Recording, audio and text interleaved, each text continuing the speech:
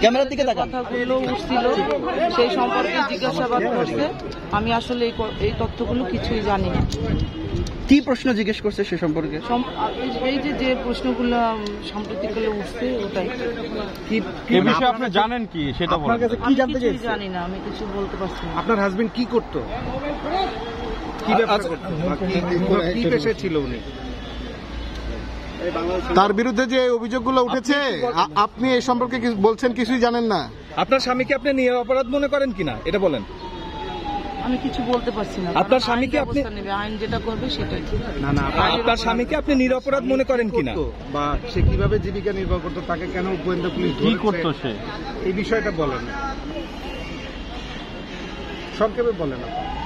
আমি তো বললাম যে সোশ্যাল মিডিয়ায় যেটা শোনা যাচ্ছে বা আপনি বলছিলেন যে এলিগেশনগুলো উঠছে, আপনারা তো জানেনই, সেই এলিগেশন ধরেই স্যার প্রশ্ন করছে। আমি যেটা আমি বলতে পারিনি কিছু। আপনি তো একজন নার্স না?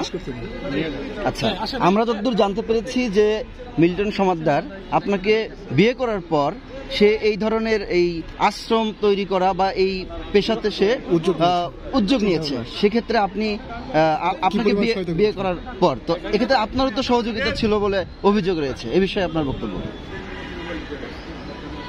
আমার কোনো বক্তব্য নেই। আপনি কি তাকে নির্দোষ মনে করেন? আমি সেটাও আমি বলবো। আচ্ছা, আপনি শুধু যেটা মনে করবে সেটা আপনি শুধু বলেন দৃষ্টিকোণ থেকে যেটা।